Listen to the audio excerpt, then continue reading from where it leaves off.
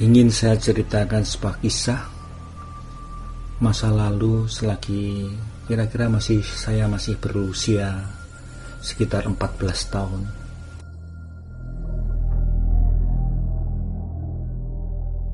Sudah lama sekali peristiwa itu terjadi, di mana pada kesempatan itu saya masih duduk di bangku SMP. Jadi ceritanya pada musim liburan setiap tahun saya bersama teman-teman itu berwisata menuju dari desa ke desa. Kesempatan pada tahun itu saya berjalan menuju menginap di suatu desa di bilangan Kabupaten Magelang, di Kecamatan Muntilan, tepatnya di Desa Piyungan. Saya menginap di rumah Bapak Lurah almarhum karena beliau sudah meninggal dunia. Saat kami memasuki desa, suasananya memang sangat asri. Desa Piyungan itu tidak jauh dari Sawangan, tempat di mana di sana ada sumber air yang kita kenal sekarang adalah mata air muda yang dipakai untuk sumber air minum, PAM. Saat sore hari kami memasuki rumah beliau, terasa rumah itu sangat besar, tapi suasananya memang tidak begitu terbuka. Ada sesuatu yang menutupi kerindangan tanaman di sekitarnya. Rumah sangat besar. Kami berempat tidak mempunyai pretensi apa-apa saat masuk ke rumah itu. Kemudian oleh putra Pak Lurah, kami dipilihkan kamar di paling depan, yang menurut beliau pada waktu itu kamar itu adalah kamar bapak beliau. Kami tidak merasakan apa-apa pada saat sore itu, tapi begitu menjelang maghrib kami dipersilakan untuk masuk ke dalam rumah itu, dalam kamar itu. Yang membuat saya terkejut adalah saya melihat kamar itu. Dinding-dindingnya banyak dikuasai warna putih, tetapi di dinding itu terlihat ada semacam bercak warna merah yang saya tidak tahu bercak apa itu. Terus saya berkeliling, di situ ada lemari tua, juga demikian masih ada bercak warna merah. Semula saya tidak bercuriga apa-apa, tapi saya kira pada waktu itu di sebelah kiri lemari itu ada kaca yang sangat besar. Nah, kaca yang besar inilah di situ terdapat juga bercak warna merah yang sudah mulai menghitam. Saya tidak tahu apa itu. Nah, malam hari sekitar menjelang setelah adzan maghrib, kami diminta untuk makan malam.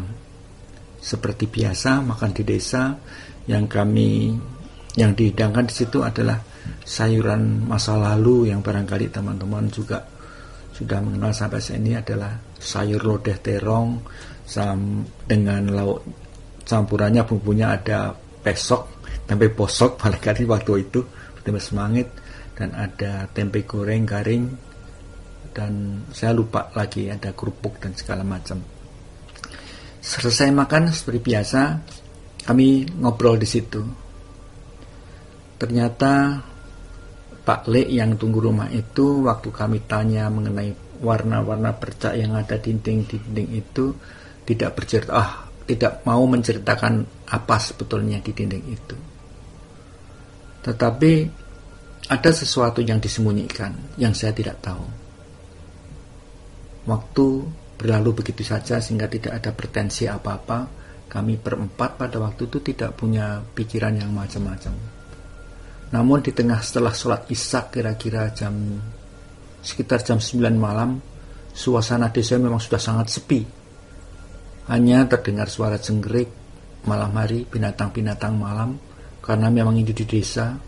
Di depan rumah terdapat pohon kelengkeng yang sudah tua sekali, sangat besar dan ukurannya barangkali lebih dari 2 pelukan manusia dewasa. Saya merasa pada waktu itu pengen buang air kecil, sementara kamar mandi dan tempat buang air itu terletak di belakang rumah yang tempatnya agak jauh ke kiri. Dari kamar saya harus menuju pintu belakang, ada butulan di situ, dan di belakangnya sudah gelap. Sambil menoleh kanan kiri karena takut, biasa anak kecil barangkali pada waktu itu saya jadi was-was juga melihat situasi seperti itu. Lorong saya lalui, kemudian tempat kamar mandi itu berbelok ke arah kanan. Melalui sel-sel kamar kecil-kecil, ada kalau nggak salah tiga ruangan kamar yang semuanya kosong. Karena rumah itu memang kosong, hanya tinggal Pak Lek dan Bu Lek yang ada di situ. Sementara rumahnya sangat besar. Maklum, karena tempat ini bekas kelurahan. Di sudut di belakang itu kamar mandi ada di sana. Saya melangkah tapi sambil merasa belum merasakan gulu duduk berdiri. Tapi manakala saya berdiri di depan pintu kamar mandi, saya merasa sesuatu yang aneh. Begitu saya membuka pintu, suara derit pintu karena terbuat dari kalau zaman dulu itu kayak seng gitu, plat seng. Jadi kalau dibuka jegrek tuh kret bunyi. Agak was-was karena lampunya tidak ada, gelap. Dan di situ belum ada listrik pada waktu itu, masih teplok kalau nggak salah lampunya. Barangkali kalau nggak tahu teplok itu adalah lampu dari minyak, di mana di atasnya ada kacanya gitu. Mungkin bisa dilihat nanti dibuka teplok itu. Saya buka kret gitu. Begitu saya melangkah kaki baru terasa kenapa dingin ya. Ada apa ini sebetulnya? Tapi saya memberanikan diri terus membuka itu. Begitu saya masuk, pintu masa tutup, jegrek di situ. Seluruh di tubuh saya ini merinding, bulu kuduk berdiri. Karena apa? Di belakang pintu itulah kemudian meloncat semacam bintang, semacam kera menuju ke arah saya. Wah! Sehingga semua bergetar dan semua merinding. Sampai hari ini saya juga masih ingat, saya merinding. Saya semacam diterkam binatang yang saya tidak bisa mengatakan, semacam kera, semacam kucing. Tapi begitu di depan saya sudah tidak ada. Langsung rasa yang tadi pengen pipis tidak ada. Tetapi saya nggak sadar bahwa saya sudah ngompol karena saking takutnya. Nggak jadi, langsung lari ke dalam, pokoknya lari, saya nggak ngeliat, langsung masuk kamar, langsung merebahkan diri. Teman-teman tidak ada yang tahu. Itulah cerita.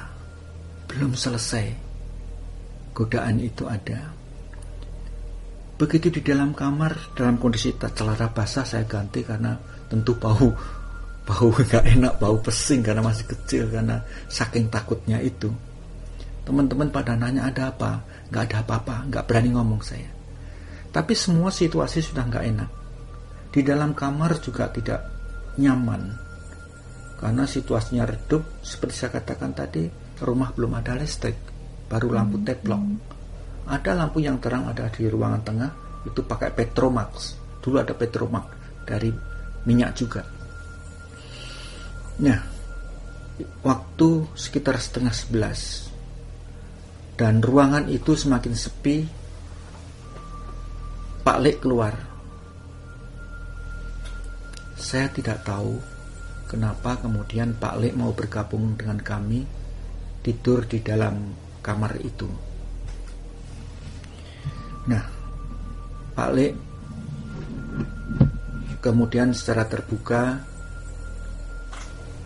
menceritakan perihal bercak-bercak yang ada di kamar itu. Ternyata apa yang terjadi, bercak-bercak itu adalah bercak-bercak darah. Bercak-bercak darah pada waktu itu dari mana? Ternyata Eyang Lurah pada waktu itu meninggal dunia. Perlu diingat, mungkin teman-teman atau senior-senior saya pernah menceritakan bahwa wilayah itu adalah wilayah menjadi rutenya gerombolan yang dinamakan MMC, Merbabu Merapi Club, yaitu gerombolan perampok berdarah yang setiap kali merampok desa-desa di sekitar Gunung Merapi, Merbabu. Salah satu korbannya adalah Eyang Lurah ini, di mana Eyang Lurah di rumah itu, di kamar itu, menjadi salah satu saksi korban, di mana Eyang meninggal dunia karena disabet parang sehingga darahnya itu memercik ke dinding, ke lemari, ke kaca yang ada. Dan sampai waktu itu belum ada satupun orang yang berani membersihkan kaca itu.